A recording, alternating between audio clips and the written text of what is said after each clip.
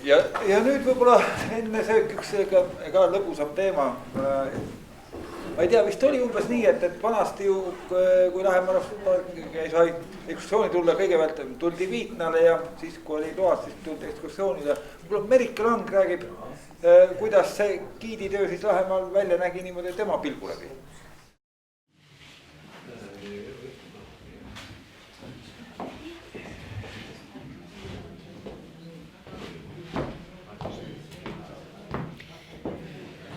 Mina Lahemaal otse giidiks sain 74. aastal. Tegelikult olen ma ju Lahemaa põliselanik, et minu isakodu on Võsul ja minu vana-vanaisa olevat ehitanud Võsule esimese mittetalumaja. Ja tegelikult Lahemaa rahvuspargiga puutusin ma kokku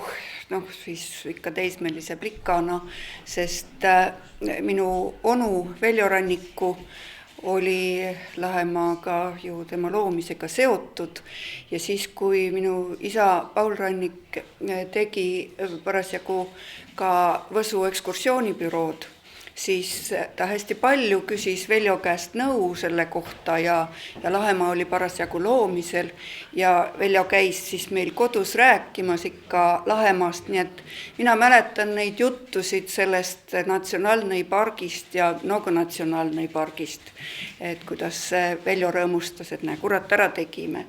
Ikka saime oma natsionaalnei pargi kätte ja mäletan ka seda, kuidas ta rääkis just nendest Ameerika rahvusparkidest, kuigi ta seal ei olnud käinud ju elu sees, aga oli just isa huvitus siis sellest, et räägi nüüd ära, mis see rahvuspark siis on ja kui ta seletas seda erinevust Ameerika rahvusparkidega ja sellest rahvuspargist, mida siia taheti teha, sest Veljo oli ju teda ju nimetati ka hiljem parimaks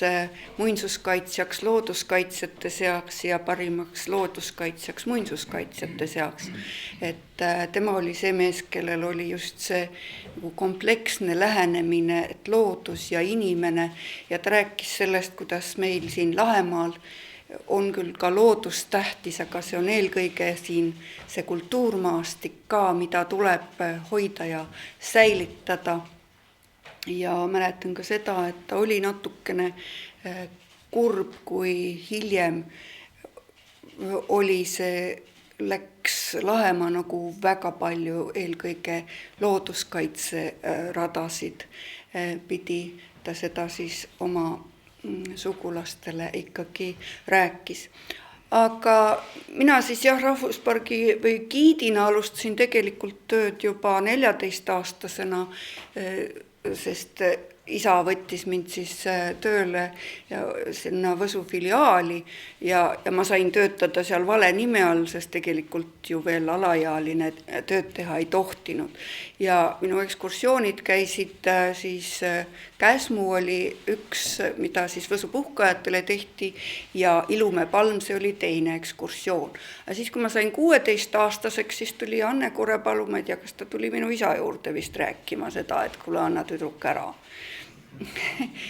Ja siis ma sattusingi Lahemaa giidide nimekirja ja siis tuli muidugi õppida väga palju juurde, sellepärast et Lahemaa oli ju ikkagi lai ja tuli teha siis nii ühelt poolt siis Altjast, teiselt poolt Muuksi Linnamäeni ja kõik need tuli ära õppida. Ja eile Anne jõudis ka rääkida värvikalt siis minu esimest seda sõitu, kus ta ise oli kaasas, eelkõige ka sellepärast, et ma teede peal just kuskilt mööda ei paneks, aga kahjuks me just panimegi mööda, sellepärast, et üks natukene svipsis või üsna palju svipsis mulkide grupp oli ja me ei pääsenud Loksale ligi, sest seal oli mingi teeremont ja siis me leidsime ennast kuskilt üldse liivakarjäärist ja seda ma mäletan, et ma olin ikka väga vapustatud sellest, et minu esimene sõit just niimoodi kuskile liivakarjääri juhtus. Aga üldiselt oli niimoodi, et neid gruppe võeti Viitnal vastu ja vahel ma tulin ka Viitnale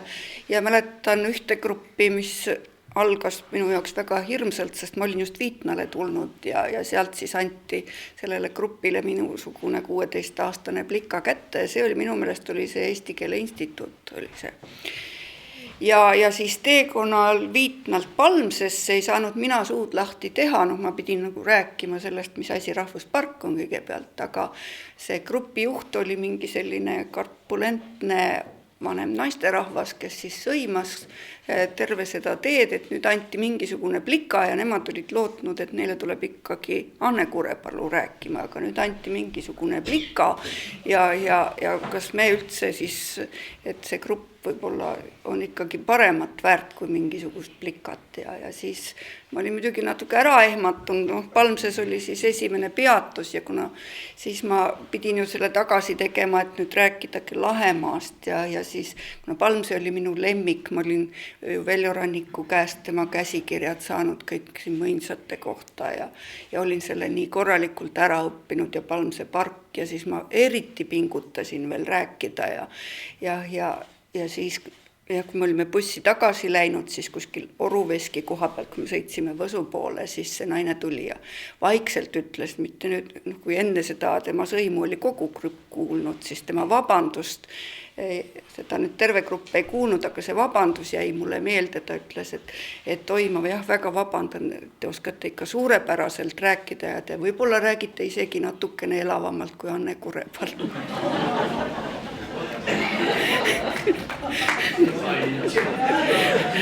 Ma vabandan, Anne, tegelikult on Anne on minu suur õpetaja olnud, samuti Saima Kordejeva, kellega me käisime siin ja kes õpetasid välja meid aga Lahemaal üldse sai kokku puututud paljude huvitavate inimestega, sellepärast et Lahemaa tahtis mind ka saada siia tööle ja nende suureks kurvastuseks ei olnud minul andi reaalainete peale ja bioloogia, geograafia oleksid nõudnud vist matemaatikaeksamit või midagi taolist ja seda ma ei osanud ja ma läksin ajalugu õppima ja minust sai etnograaf ja see oli nagu esimene selline tagasilöök minu Lahemaale tulemisel ja siis ikkagi loodeti, et et võib-olla ma võtan siis midagi bioloogiast juurde ja mind oleks ka muidugi huvitanud sellised taimedega seoses rahvausundid ja kultuur sinna juurde, aga Nõukogude ülikoolis ei olnud võimalik vaba aineid võtta, kui sul tunniõppegraafikud ei läinud kokku sellega ja üldiselt ajaloolased õppisid mingi väga ebamäärasel ajal, vahel oli see hommiku kella 10-st, aga kindlasti kella 8-ni õhtuni olime me. Seda loeti õhtuseks vahetuseks üldiselt, kuigi 10–12 hakkasid loengud peale, nii et ei olnud võimalik võtta seda ja siis, kui ma lootusetult armusin ühte teise ajaloolasse ja arheoloogi, siis ma käisin Anne Kurepalule jälle rääkimas, et vabandust, nüüd ma ei saa kohe kindlasti Lahemaale tulla, sest teil ei ole kohta ju kahele ajaloolasele, nii et minu elusaatus on ka Anne Kurepaluga natuke seotud olnud. Ma umbes käisin nagu luba küsimus, et kas ma ikka võiksin armuda sellesse ajaloolasse ära. Aga õnneks see ajaloolane, kuna tema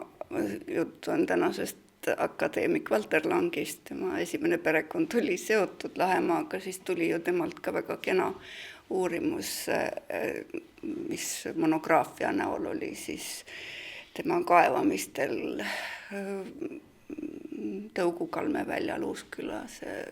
keskusest Ääremaaks. Et see on siis ka väike panus sellesse Lahemaa arheoloogilisse uurimisse tema poolt. Aga mis siin gruppidega, ma mäletan, kui siin oli juttu piirivalvest, siis üldiselt grupid ju tulid siia, neil olid luba alati olemas, aga ühe korra juhtus mingisugune kummaline intsident, et me olime teel Pikakosele ja seal oli täiesti mets ja kaugel merest ja piirivalve peaks nagu kauge olema aga millegipärast see mets oli kõik täis sõdureid, ma ei tea, mida nad seal siis parasjagu tegid ja üks sõdur näitab umbes nagu hääletaks meie bussi peale ja mina ütlesin, no me ei võta peale neid ja miks ta peaks tahtma meid saada ja sõitsime edasi ja siis vaatame, et sõdur hakkab järele jooksma niimoodi, buss oli ees, muudkui jookseb elu eest. Buss, kuna seal oli vilets tee, siis buss sõitis aeglaselt ja kui me lõpuks jäime siis pidama, siis sõdur tuleb umbes nii, et stoi striljat puudu umbes sellise ilmega ja aga mina olin jälle selline ikka noor plikad ja oma õigust täis, nagu ikka noored inimesed on, et mis sa õiendad, et meil on siin õigus ja kohaliku plikana ma olin ju ka harjunud nende piirivalvuritega niimoodi naaksuma, et nad ju, kui nad küsisid jälle passi, kui Rakvere keskkoolist koju sõitsid, et siis sai nendega ju nalja alati tehtud ja ma ei tulnud selle peale, et neil olid mingid õppused seal võib-olla või midagi taolist ja igatahes olukord läks juba väga pingeliseks tänu minu kogenematusele sellistes olukordades ja siis tuli üks vanem meesterahvas ja ütles mulle vaikselt, et minge istuge bussi, ma räägin ise ja siis nad rääkisid üsna pikka aega seal niimoodi ja siis sellega see asi ikkagi lahenes ja et ilmselt oli siis mingi väga selline olukord, kus ma oleksin pidanud alluma, aga noore tüdrukuna sellist kogemust ei olnud. Et, aga Lahemaal, mina olin selline giid, kes ma olin keskendunud rohkem sellele kultuuriloole ja ajaloole. Ja hiljem Hanne hakkas meid koolitama välja ka looduse ja taime tundmise peale. Aga siis oli juba 81. aastal lõpetasin ma ülikooli ja siis mind suunati Eesti Vabaõhumuuseumisse, mida ma nüüd olen viimased 23 aastat juhtinud. Nii et võib-olla ka see ametivalik ja kõik see oli ka siit Lahemaalt pärit ja jälle üks tore kohtumine oli, mida dotsent Arvet Luts väga kaua aega meenutas, kuidas me kuskil metsateel kohtusime, temaga väga romantiliselt nimetas seda ära, aga see oli jällegi Annega. Me tegime ühte õppesõitu, kus siis ta oli meile metsateel, tõesti tuli vastu, aga Anne näitas, siin on üks noor tüdruk, kes ajalugu tahab õppima tulla. Et selliseid toredaid kohtumisi ja muidugi ülikooli ajal, Tanel siin juba rääkis nendest tudengitest, et mina olen ka olnud see üks tudeng, kes siis just tegime uurimistööd siis Võsul ja Käsmus ja panime, see oli siis siuke kuuajane uurimisekspeditsioon, millest me siis panime Eesti Rahva Muuseumile tööd kokku ja see on siis meie poolt tehtud ja nüüd Vabaõhumuuseumi liinil on siis meie maa-arhitektuuri uurimisgrupp teinud Lahemaal tööd ja on inventariseeritud rehemajad ja kõiksugu muid õpetusi läbi viidud, mille eest Vabaõhumuuseum ka sellel aastal Euroopa Nostra preemia sai, nii et see on ka tänu Lahemaale, ma olen kindel, et pensionipõlvest tulen ma Võsule tagasi.